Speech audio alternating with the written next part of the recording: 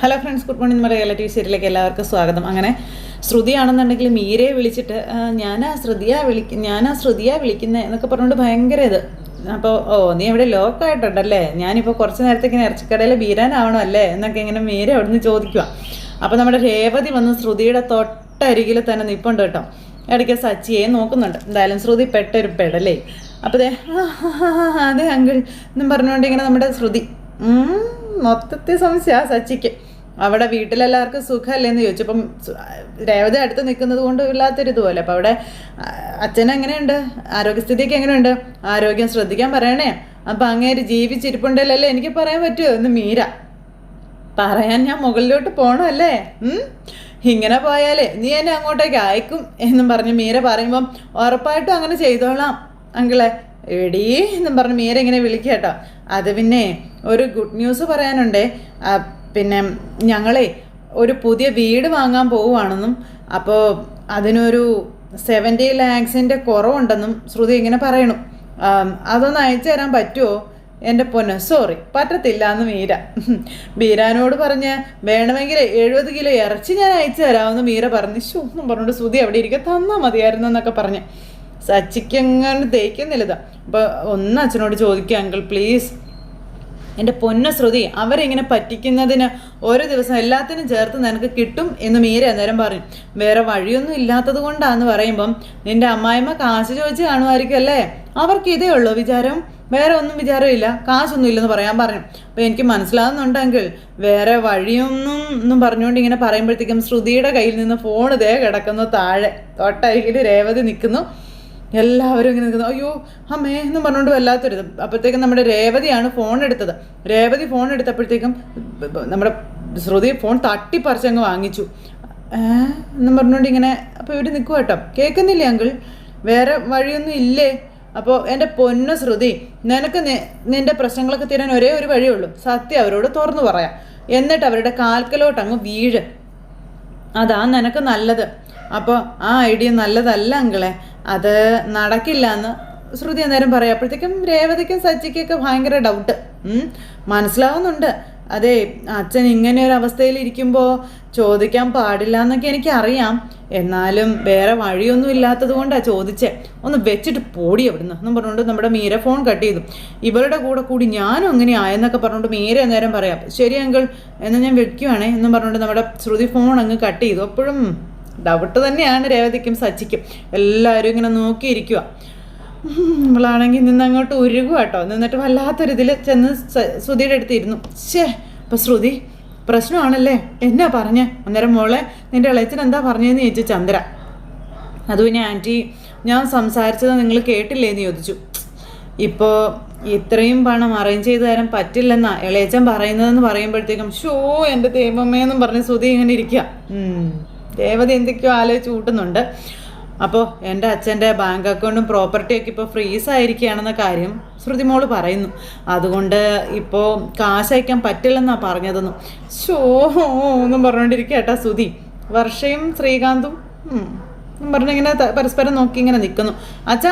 അച്ഛനിത് കേൾക്കുന്നില്ല അച്ഛാ, ശ്രുതി പറഞ്ഞത് കാശ് കിട്ടി തീരും അച്ഛാന്നും പറഞ്ഞ് അച്ഛൻ ഏതെങ്കിലും വീട് വിറ്റ് എൻ്റെ ഷെയറിങ് തരാൻ പറഞ്ഞു ശ്രുതി.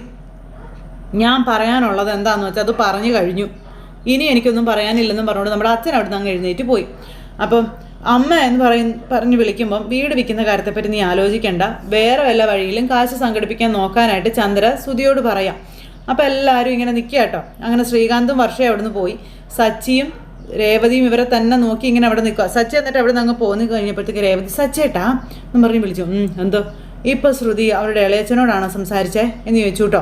അപ്പോൾ ഇളയച്ചനോട് എന്നത് പോലെയല്ലേ സംസാരിച്ചത്? അല്ല, പക്ഷേ അവളുടെ ഇളയച്ചനെയാണ് വിളിച്ചതെന്ന് എനിക്ക് തോന്നുന്നില്ല എന്ന് രേവതി പറയാം. അതെന്താ നിനക്ക് അങ്ങനെ തോന്നാൻ? അതെ, അവളെ വളരെ മെല്ലെയല്ലേ സംസാരിച്ചതെന്ന് ചോദിച്ചു. അവൾ തന്നെ ചോദിക്കുകയും മറുപടി പറയുകയൊക്കെ തന്നെ ചെയ്യുന്നത് പോലെ എനിക്ക് തോന്നിയത്. അവൾ ഡ്രാമ കളിക്കായിരുന്നല്ലേ എന്ന് സച്ചി ചോദിച്ചു. ഇതുപോലൊരു ഫ്രോഡിനെ ഞാൻ വേറെ കണ്ടിട്ടില്ല, നമുക്ക് ഫോൺ എടുത്ത് നോക്കിയാലോ? അതൊന്നും വേണ്ട, ചുമ്മാ പ്രശ്നവും വേണ്ട എന്നും പറഞ്ഞു രേവതി. എല്ലാം കാലം തെളിയിക്കുമെന്ന് പറയാറില്ലേ, നമുക്ക് വെയിറ്റ് ചെയ്യാവുന്ന രേവതി സച്ചിയോട് പറഞ്ഞിട്ട് ഇവരങ്ങ് പോയി. അപ്പം നമുക്ക് എങ്ങനെയെങ്കിലും വേറൊരു വഴി കണ്ടെത്തണമെന്ന് സുധി പറയാം. ഇത് അങ്ങനെ അങ്ങ് വെറുതെ വിടാൻ പറ്റത്തില്ല, അവരുടെ മുന്നിൽ തോറ്റു കൊടുക്കാൻ സുധി ഇല്ല എന്നും പറഞ്ഞുകൊണ്ട് സുധി ഇങ്ങനെ പറയുന്നത്. ശ്രുതി ഇങ്ങനെ അവിടെ ആലോചിച്ച് നിൽക്കുക, ഒരു വഴി മുന്നിൽ ഇനിയിപ്പോൾ കക്കാൻ പോകേണ്ടി വരും. അത് കഴിഞ്ഞ് പിന്നെ കാണിക്കുന്ന ശ്രീകാന്ത് ഇങ്ങനെ പുറത്ത് വെയിറ്റ് ചെയ്ത് നിൽക്കുന്നു. അപ്പോൾ ശ്രീകാന്തിൻ്റെ അടുത്തേക്ക് വർഷ വന്നു. ബംഗ്ലാവിൽ തന്നെ ഇപ്പോഴും താമസം. ശ്രീകാന്ത് എന്താ ഇവിടെ ഇങ്ങനെ ആലോചിച്ച് നിൽക്കുന്നതെന്ന് ചോദിച്ചു. ഞാൻ സുധിയേട്ടനെ പറ്റി ആലോചിക്കായിരുന്നു. സുധിയേട്ടൻ എത്ര സെൽഫിഷാ. സുധിയേട്ടൻ്റെ ഭാഗം വാങ്ങിച്ച് എല്ലാവരും പിരിക്കാൻ വേണ്ടിയിട്ടുള്ള നോട്ടം ഏട്ടന്. അദ്ദേഹം അങ്ങനെ പറഞ്ഞപ്പോൾ എനിക്കാകെ ഷോക്കായിപ്പോയെന്ന് വർഷയും പറഞ്ഞു. അദ്ദേഹം ഭയങ്കര മണി മൈൻഡഡ് ആയിട്ടുള്ള ഒരാളാണ്. അപ്പോൾ സുധിയേട്ടൻ കുട്ടിക്കാലം മുതലേ അങ്ങനെ തന്നെയാണ്. സുധിയേട്ടനെ കുറിച്ച് മാത്രമേ സുധിയേട്ടൻ ചിന്തിക്കാറുള്ളൂ, പറയാറുള്ളൂ. ഇപ്പോൾ മനസ്സിലായോ സച്ചേട്ടൻ എന്തിനാ സുധിയേട്ടൻ ഇടയ്ക്കിടയ്ക്ക് അടിക്കുന്നതെന്നുള്ളത്? അപ്പോൾ ഇപ്പോഴും കിട്ടിയാന് ജസ്റ്റ് ഒന്ന് മിസ്സായി പോയതാണെന്ന് വർഷ പറഞ്ഞു.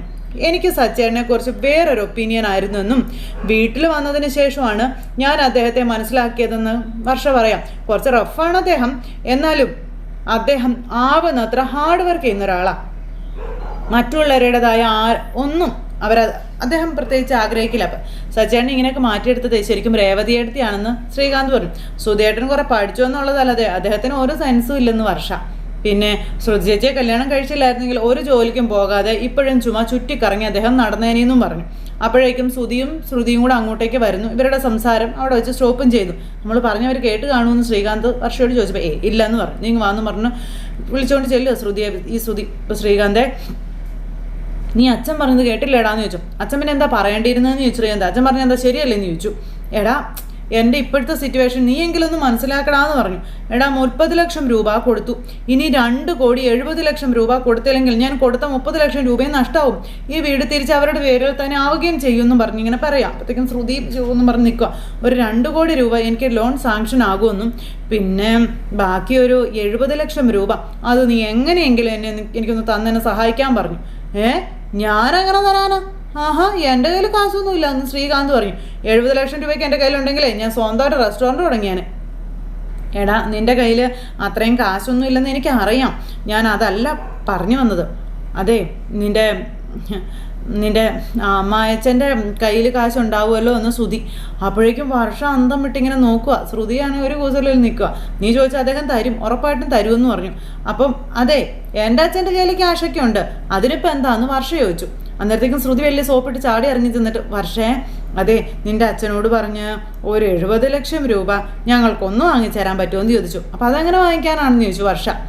അത് സാധിക്കില്ല, അപ്പം നീ നിൻ്റെ അച്ഛൻ്റെ ഒരേ ഒരു മകളല്ലേ, അദ്ദേഹത്തിനുള്ളതൊക്കെ നിനക്കുള്ളത് തന്നെയല്ലേ, അപ്പം നിനക്ക് ചോദിക്കാനുള്ള റൈറ്റ്സും ഇല്ലേ വർഷേ, നിനക്ക് അവകാശപ്പെട്ടതിൽ നിന്നല്ലേ നീ ചോദിക്കുന്നത് എന്ന് ശ്രുതി. വർഷേ നീ ഒരു 70 ലക്ഷം രൂപ ചോദിക്കുക, ഞങ്ങൾക്ക് വേണ്ടിയല്ലേ പ്ലീസ്. അപ്പം നിങ്ങളുടെ ഹസ്ബൻഡ് അദ്ദേഹത്തിൻ്റെ അച്ഛനോട് പ്രോപ്പർട്ടി ഷെയർ ചോദിച്ചതുപോലെ ഞാൻ എൻ്റെ അച്ഛനോട് ചോദിക്കില്ല എന്ന് പറഞ്ഞു വർഷ. അദ്ദേഹം എനിക്ക് ഷെയർ തന്നില്ലെങ്കിൽ പോലും പ്രശ്നമില്ല, ഐ ഡോണ്ട് കെയർ. എന്ന് പറഞ്ഞ് ശ്രുതി ഇങ്ങനെ നിൽക്കും. അവിടെയും പോയി. വർഷേ എന്താ നീ ഇങ്ങനെയൊക്കെ പറയുന്നേ, നിൻ്റെ അച്ഛൻ്റെ സ്വത്തുവകകളുടെ ഒരേ ഒരു അവകാശി നീയല്ലേ എന്നൊക്കെ ചോദിച്ചുകൊണ്ട് വർഷ ഇങ്ങനെ ബ്രെയിൻ വാഷ് ചെയ്ത് നോക്കുക. അപ്പം പിന്നെ എന്തിനാ ചോദിക്കാൻ മടിക്കുന്നതെന്നൊക്കെ ചോദിക്കുമ്പം അദ്ദേഹം എന്നെ നന്നായി പഠിപ്പിച്ചു, എനിക്ക് നല്ലൊരു ലൈഫ് തന്നു, പിന്നെ എനിക്കത് മാത്രം മതി, എനിക്ക് അദ്ദേഹത്തിന് ക്യാഷൊന്നും വേണ്ടാന്ന് പറഞ്ഞുകൊണ്ട് ശ്രുതിയോട് പറയാം. അവരുടെ കാശും സ്വത്തും ഒന്നും ഞാൻ ആഗ്രഹിക്കുന്നില്ല, പിന്നെ അച്ഛനമ്മമാർക്കുള്ളത് എപ്പോൾ മക്കൾക്ക് കൊടുക്കണമെന്ന് അവർക്ക് നന്നായി തന്നെ അറിയാമെന്നും പറഞ്ഞു വർഷ. ശ്രുതിയും പെട്ടു. അവർക്കേ എനിക്ക് തരാൻ ആഗ്രഹം ഉണ്ടെങ്കിൽ സമയമാകുമ്പം അവരതെനിക്ക് തന്നോളും, അല്ലാതെ ഞാനായിട്ട് പോയി അവരോടൊന്നും ചോദിക്കില്ല വർഷ. അത് ഞങ്ങൾ കടമായിട്ടാണ് ചോദിക്കുന്നേ, അത് തിരിച്ചു തരാം പ്ലീസ് വർഷ, പ്ലീസ്. എടാ ശ്രീ നിനക്ക് ഞാനത് തിരിച്ചു തരാം, നീ പേടിക്കണ്ട എന്ന് ശ്രുതി. സച്ചിയാണെങ്കിൽ എനിക്ക് ഒരു ഹെൽപ്പും ചെയ്യാറില്ല, നീയും അതുപോലെ ആവല്ലേടാ ശ്രീകാന്തെ, എന്നെ ഒന്ന് സഹായിക്കടാ. അന്നേരം ഓക്കെ, ശ്രുതിയേട്ടൻ ആരെങ്കിലും സഹായിക്കാറുണ്ടോ എന്ന് ശ്രീകാന്ത് തിരിച്ചു ചോദിച്ചു. അപ്പോൾ മിണ്ടാട്ടം ഇല്ലേ? അതെ ജീവിതത്തിൽ ഇന്ന് വരെ ആർക്കെങ്കിലും എന്തെങ്കിലും ഒരു ഹെൽപ്പ് നിങ്ങൾ ചെയ്തിട്ടുണ്ടോ എന്ന് ചോദിച്ചു. സച്ചേട്ടന് ചെറിയൊരു വരുമാനമുള്ളത്, എങ്കിലും ഞാൻ പഠിക്കുന്ന സമയം തൊട്ട് സച്ചേട്ടൻ എനിക്ക് കാശൊക്കെ തരുമായിരുന്നു. ശ്രുതിയേട്ടൻ എന്തെങ്കിലും എനിക്ക് തന്നിട്ടുണ്ടോ? പോട്ടെ ഒരു ഷർട്ടെങ്കിലും എനിക്ക് വാങ്ങിച്ച് തന്നിട്ടുണ്ടോ? എടാ ഞാൻ ഇപ്പോഴല്ലേ ഒന്ന് ലെവലായിട്ട് വന്നതെന്ന് ചോദിക്കുമ്പം ശ്രുതിയേട്ടാ എൻ്റെ കയ്യിൽ ക്യാഷ് ഉണ്ടായിരുന്നെങ്കിൽ ഞാൻ സഹായിച്ചേനെ. എന്തായാലും വർഷയുടെ അച്ഛനോട് ചോദിക്കാൻ എന്നെക്കൊണ്ട് പറ്റത്തില്ല, ചോദിക്കത്തുമില്ല, അത് ഓർത്തിരിക്കുകയും വേണ്ടാന്ന് പറഞ്ഞു. എടാ നിനക്ക് ചോദിക്കാനുള്ള റൈറ്റ് ഇല്ലേടാന്ന് ചോദിക്കുകയാണ് ശ്രുതി. അപ്പം നാളെ നീ ഒരു റെസ്റ്റോറൻറ്റ് തുടങ്ങുമ്പോൾ നീ അമ്മാച്ചനോട് കാശ് ചോദിക്കില്ലേന്ന് ചോദിച്ചു ശ്രുതി. അപ്പോൾ ഇല്ലയെന്ന് പറഞ്ഞു ശ്രീകാന്ത്. ഞാൻ ചോദിക്കില്ല. റെസ്റ്റോറൻറ്റ് തുടങ്ങാൻ വേണ്ടിയിട്ട് വർഷയുടെ അമ്മ എനിക്ക് ബ്ലാങ്ക് ചെക്ക് കൊണ്ട് തന്നതാണ്. എനിക്ക് ഇഷ്ടമുള്ള ക്യാഷ് എഴുതി എടുത്തോളാനും എന്നോട് പറഞ്ഞതാണ്. എനിക്ക് എത്ര ലക്ഷം വേണമെങ്കിലും എഴുതാമായിരുന്നു. പക്ഷെ ഞാനത് ചെയ്തില്ല. ആ ചെക്ക് ഞാൻ തിരിച്ചു കൊടുക്കുക ചെയ്തതെന്നും അത് ചെയ്യില്ല എന്നും പറഞ്ഞു. എന്നിട്ട് അമ്മ ആ ചെക്ക് കൊടുത്തതിൻ്റെ പേരിൽ എന്നെ വഴക്കും പറഞ്ഞെന്ന കാര്യവും ശ്രീകാന്തിനെ പറ്റി വർഷയും പറഞ്ഞു. എൻ്റെ അമ്മായച്ചൻ്റെ കാശുകൊണ്ട് എനിക്ക് വലിയ ആളാവുമൊന്നും വേണ്ട. എടാ, നിനക്ക് വേണ്ടെങ്കിൽ നീ അത് വാങ്ങിക്കണ്ട. നിനക്ക് ഏട്ടൻ എന്നുള്ളൊരു നിലയിൽ എനിക്ക് വേണ്ടി ചോദിച്ചുകൂടെ എടാ? അപ്പം ഞാൻ എനിക്ക് വേണ്ടിയേ ചോദിക്കുന്നില്ല, പിന്നെയാണോ സുധിയേട്ടന് വേണ്ടി ചോദിക്കുന്നത്? എടാ പ്ലീസ് എടാ, ഒന്ന് ഹെൽപ്പ് ചെയ്യടാ, ഒന്ന് മനസ്സിലാക്കടാ. സുധിയേട്ടന് വേണ്ടി ഞാൻ അവരുടെ മുന്നിൽ പോയി കൈ നീട്ടണം അല്ലേ? എന്നിട്ട് അവരെന്നെക്കുറിച്ച് എന്ത് പറയും സുധേട്ടാ? എന്നെ അതിനൊന്നും കിട്ടില്ല, എനിക്ക് പറ്റത്തുമില്ല. അതോർത്ത് സുധേട്ടന് ഇരിക്കാൻ വേണ്ടാന്ന് പറഞ്ഞു. അപ്പം ശ്രീകാന്തേ, എന്തിനാ ഇങ്ങനെ ദേഷ്യപ്പെടുന്നതെന്ന് ചോദിച്ചു. പിന്നെ ഞാൻ ദേഷ്യപ്പെടാതെ എന്ത് ചെയ്യണം? സുധേട്ടൻ്റെ അച്ഛനോട് ഷെയർ ചെയ്യിച്ചാൽ എനിക്ക് ഇഷ്ടപ്പെട്ടിട്ടില്ല. ഇപ്പം അമ്മായച്ചനോടും ഞാൻ പോയി ക്യാഷ് ചോദിക്കണമെന്ന്. അത് എവിടുത്തെ മര്യാദ? അത് വർഷ പറഞ്ഞതുപോലെ മക്കൾക്ക് എപ്പോൾ എന്ത് കൊടുക്കണമെന്ന് മാതാപിതാക്കൾക്കറിയാം. അവർ കൊടുത്തോളും, അപ്പോൾ തരും. അങ്ങോട്ട് ചോദിച്ചാലേ അവർക്കത് ഹേർട്ടായി പോവും. മനസ്സിലായോ എന്ന് ചോദിച്ചു. അങ്ങനെ രണ്ടെണ്ണത്തിനെയും കൂടെ പാലം കടത്തി വിട്ടു. അപ്പം നിങ്ങൾ ഈ പറഞ്ഞതും കാണിക്കുന്നതും ഒക്കെ തെറ്റാണെന്ന് വർഷ അന്നേരം പറഞ്ഞു. അപ്പോൾ നീ അവനെ പോലെ എന്നെ ഹെൽപ്പ് ചെയ്യില്ല അല്ലേ? എനിക്ക് വേണ്ടി ഇവിടെ ആരും ഒന്നും ചെയ്യില്ലല്ലേ എന്നൊക്കെ ചോദിച്ചുകൊണ്ട് ഭയങ്കര ഇത്. അപ്പം എനിക്ക് മനസ്സിലായി, എല്ലാം എനിക്ക് മനസ്സിലായി. നിന്നെ പറഞ്ഞിട്ട് ഒരു കാര്യമില്ല.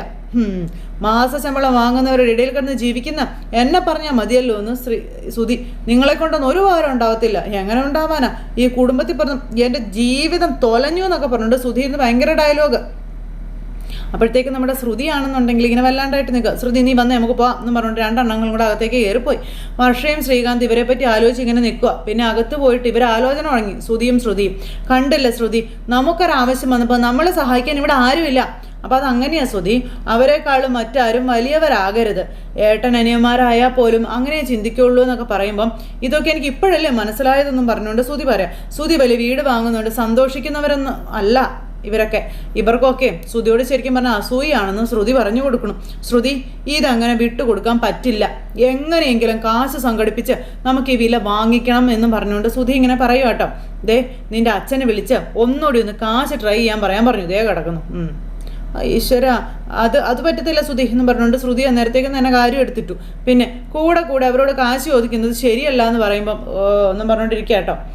അച്ഛനുള്ളതൊക്കെ പിന്നീട് നമുക്ക് തന്നെയല്ലേ വന്ന് ചേരുകയെന്നും വെയിറ്റ് ചെയ്യാനും ശ്രുതി ഇങ്ങനെ ശ്രുതിയോട് പറയുമ്പോൾ എന്ന് പറഞ്ഞിരിക്കുക കേട്ടോ. പിന്നെ കാശ് കിട്ടാൻ വേറെ എന്തെങ്കിലും സോഴ്സ് ഉണ്ടോ എന്ന് നമുക്ക് നോക്കാം എന്നും പറഞ്ഞിങ്ങനെ പറയുമ്പോൾ വേറെ ഇനിയിപ്പോൾ എന്തായാലും ഞാൻ നോക്കിയിട്ട് എൻ്റെ മുന്നിൽ ഒരേ ഒരു വഴിയേ ഉള്ളൂ.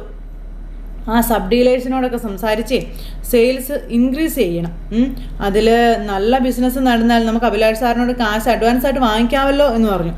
അപ്പം അത് നല്ലൊരു ഐഡിയ ആണെന്നും പിന്നെ എല്ലാവരുടെ മുന്നിലും നമുക്ക് ജയിച്ച് കാണിക്കണം ശ്രുതി എന്ന് പറഞ്ഞിരിക്കുന്നു. എന്നെ തോപ്പിക്കാൻ ആരും നോക്കണ്ട. പിന്നെ നമ്മൾ അതിന് മുന്നേ മറ്റൊരു മാർഗം വേറെ കാണണം. ഇനിയിപ്പോൾ എന്നാ ചെയ്യുന്നത്? അതിൻ്റെ പ്രൊസീജിയേഴ്സിനൊക്കെ എത്ര കാശ് വേണ്ടി വരുമെന്നൊന്നും അറിയില്ല. നാളെ രാവിലെ നമുക്ക് രജിസ്റ്റർ ഓഫീസിൽ പോയെന്ന് ചോദിക്കാമെന്ന് പറഞ്ഞു. അങ്ങനെ അവർ രണ്ടുപേരും തീരുമാനം ഉറപ്പിച്ച് ഇങ്ങനെ ഇരിക്കുക. ഇത് കഴിഞ്ഞതിന് ശേഷം നമ്മുടെ രേവതിയും സച്ചിയും കൂടി ഇങ്ങനെ മുറ്റത്തോടെ ഇങ്ങനെ നല്ല തണുപ്പത്തിൽ ഇങ്ങനെ നടക്കുക. നല്ല രസമുണ്ടല്ലോ ഇതിലിങ്ങനെ നടക്കാൻ എന്നൊക്കെ പറഞ്ഞുകൊണ്ട് രേവതി. എന്നാലും ഈ വീടിന് എത്ര മുറികളാ എന്ന് സച്ചി. അതെ, കുറേ മുറികളൊക്കെ ഉണ്ടായതുകൊണ്ട് ഒരു കാര്യമില്ല എൻ്റെ സച്ചേട്ടാ. ദേ അതുകൊണ്ട് മാത്രം ഇത് നല്ല വീടാവില്ല എന്ന് രേവതി പറയുമ്പോൾ പിന്നെ എങ്ങനെയാന്ന് ചോദിച്ചു. അപ്പോൾ രേവതി തൻ്റെ മനസ്സിലുള്ള ആഗ്രഹമൊക്കെ ഇങ്ങനെ പറയൂ കേട്ടോ. അപ്പോൾ രേവതി ഇങ്ങനെ ഓരോന്നൊക്കെ പറയുന്നത് കേട്ടപ്പോൾ സച്ചി ഇങ്ങനെ രേവതി കളിയാക്കിക്കൊണ്ട് കൂടെ നിൽക്കുക. സച്ചേട്ടൻ എന്നെ കളിയാക്കി പറയുന്നതെന്ന് എനിക്കറിയാമെന്ന് പറഞ്ഞു. ശരിക്കും ഇങ്ങനെ ഒരു ബംഗ്ലാവ് സച്ചേട്ടൻ വാങ്ങിച്ച് തരാമെന്ന് പറഞ്ഞാൽ എനിക്ക് വേണ്ട. ഇത്രയും വലിയ വീടൊക്കെ നമുക്ക് എന്തിനാന്ന് രേവതി ചോദിച്ചപ്പം അത് നീ പറഞ്ഞത് ശരിയാന്ന് പറഞ്ഞു. കയ്യിൽ കാശില്ലാതെയാ അപ്പോൾ സുധി ഇത്രയും വലിയ വീട് വാങ്ങാൻ ഇറങ്ങി തിരിച്ചത്. എന്നിട്ട് അവൻ അച്ഛനും അമ്മയുടെ സ്വത്ത് വിറ്റതിൻ്റെ ഭാഗവും വേണമെന്ന് ഓർത്ത് നോക്കിക്കേ. നല്ല ഇടി വെച്ച് കൊടുക്കാൻ എനിക്ക് തോന്നിയതെന്നൊക്കെ സച്ചി രേവതിയോട് പറയുമ്പം അവർക്ക് പിന്നെ കാശ് കടം ചോദിക്കാൻ ഒരു നാണവും മാനവും ഒന്നും ഇല്ല. അതുകൊണ്ട് അവരെങ്ങനെയെങ്കിലുമൊക്കെ കാശൊക്കെ സംഘടിപ്പിച്ചോളും. നമ്മളതൊന്നും ഓർക്കണ്ട. ഇതവർ വാങ്ങിക്കുകയും ചെയ്യും. പിന്നെ അമ്മയ്ക്കാണെങ്കിലേ ഈ വീട് ഭയങ്കരമായിട്ട് ഇഷ്ടമാവുകയും ചെയ്തു. വന്നതു മുതൽ പോഴ്ത്തിക്കൊണ്ടിരിക്കുന്നത് കേട്ടില്ലേ എന്നൊക്കെ ഇങ്ങനെ രേവതി ചോദിക്കാം. അവർ ഈ വീട് വാങ്ങിച്ചാൽ അവർക്കൊപ്പം അമ്മയും ഇവിടെയായിരിക്കും താമസിക്കുക. അമ്മ ഇങ്ങോട്ട് വന്നാലോ? അച്ഛന് വേറെ വഴിയില്ലല്ലോ എന്നൊക്കെ രേവതി ഇങ്ങനെ പറയാം. അല്ലെന്നേ അച്ഛനും ഇങ്ങോട്ടേക്ക് വരുമായിരിക്കും അല്ലേ? ഹേയ്, അച്ഛനെങ്ങും വരാനൊന്നും പോകുന്നില്ല. അച്ഛൻ നമ്മുടെ കൂടെ അവിടെ തന്നെ കാണുന്നു സച്ചി അന്നേരം രേവതിയോട് പറഞ്ഞു. അച്ഛൻ എന്നെ വിട്ടേ എങ്ങും പോകില്ല എന്നും. അപ്പോൾ ഉറപ്പാണ് സച്ചേട്ടാ? പിന്നല്ലാതെ 100% ഉറപ്പല്ലേ. എൻ്റെ അച്ഛനെ എന്താ എനിക്ക് അറിഞ്ഞുകൂടെയെന്നും സച്ചി ചോദിക്കുക. ഞാനൊന്ന് വീട്ടിൽ വരാൻ വൈകിയാൽ തന്നെ എത്ര വട്ടം എൻ്റെ അച്ഛൻ എന്നെ വിളിക്കുമെന്ന് അറിയാവോ എന്ന് ചോദിച്ചു. അച്ഛൻ എന്നെ കാണാതെയോ എന്നോട് സംസാരിക്കാതെയോ കഴിയാൻ ഒട്ടും പറ്റത്തില്ല എന്ന കാര്യവും പറയാം. അപ്പോൾ എനിക്കും അങ്ങനെ തന്നെയാണെന്നും പറഞ്ഞു. അപ്പോൾ അതൊക്കെ കേട്ടപ്പോൾ രേവതി നിന്ന് ചിരിക്കുന്നു. ഞങ്ങൾക്കുള്ളിൽ അങ്ങനൊരു ഇതുണ്ട് എന്നും പറഞ്ഞുകൊണ്ട് ഇവരിങ്ങനെ അച്ഛനെ പറ്റിയൊക്കെ സംസാരിച്ച് ഇങ്ങനെ ഇരിക്കുന്നു. നമുക്ക് കുറച്ച് നേരം ഇവിടെ ഇരുന്നാലും സച്ചേട്ടാ ഇവിടെ. എന്തിന്? ചുമ്മാ ഇരിക്കാന്നേ. അപ്പം അച്ഛൻ എന്നെ വിട്ട് എങ്ങും പോകില്ല രേവതി, നമ്മുടെ കൂടെ തന്നെ ഉണ്ടാകുമെന്ന് പ്രതീക്ഷയോടെ സച്ചി രേവതിയോട് പറയുക. നമ്മളൊരു വീട് വെക്കുകയാണെങ്കിൽ എങ്ങനെയുള്ള വീട് വെക്കണം? അപ്പോൾ ഒരു നല്ല വീടുമായിട്ടിരുന്നാൽ മതി എന്ന് പറഞ്ഞു. വീടല്ല പിന്നെ റോഡായിട്ടിരിക്കുമെന്ന് സച്ചി അന്നേരം രേവതിയോട് ചോദിച്ചു. അങ്ങനെയല്ല സച്ചേട്ടാ ഞാൻ പറഞ്ഞേ, ചെറിയൊരു വീട് മതി നമുക്ക്, ഒറ്റ നല്ല വീട് മതി. പിന്നെ നല്ലൊരു വരാന്ത വേണമെന്ന് പറഞ്ഞു. ചെറിയൊരു നടുമുറ്റം വേണം. പിന്നെ എൻ്റെ ഗ്രാമത്തിൽ അങ്ങനെ ഒരു വീടുണ്ട്. ഞാൻ പണ്ട് സ്കൂളിൽ പോകുമ്പോഴും വരുമ്പോഴും ഒക്കെ ആ വീട് ഇങ്ങനെ നോക്കി നിൽക്കുമായിരുന്നു എന്നൊക്കെ പറഞ്ഞു. അങ്ങനെ രേവതിയുടെ സ്വപ്നത്തിലെ വീട് അത് കേട്ട് നമ്മുടെ സച്ചി അന്തം വിട്ടിങ്ങിരിക്കുന്നു. പിന്നെ അങ്ങനെ ചെയ്യണം ഇങ്ങനെ ചെയ്യണം എന്നൊക്കെ പറഞ്ഞുകൊണ്ട് സച്ചി ഇങ്ങനെ രേവതിയോട് വരുന്നൊക്കെ പറഞ്ഞു കൊടുത്തുകൊണ്ടിരിക്കുക. അങ്ങനെ ഇവർ രണ്ടുപേരും കൂടി ഒരു സ്വപ്നമൊക്കെ കണ്ട് ഇങ്ങനെ ആ മുറ്റത്തിരിക്കുന്നത് കാണിച്ച് ഇന്നത്തെ കഥ അവസാനിച്ചു. അപ്പോൾ എല്ലാവരും കാത്തിരുന്ന് കാണണം കേട്ടോ. എല്ലാവർക്കും നല്ലൊരു ദിവസം ആശംസിക്കാനേ. ടാറ്റാ.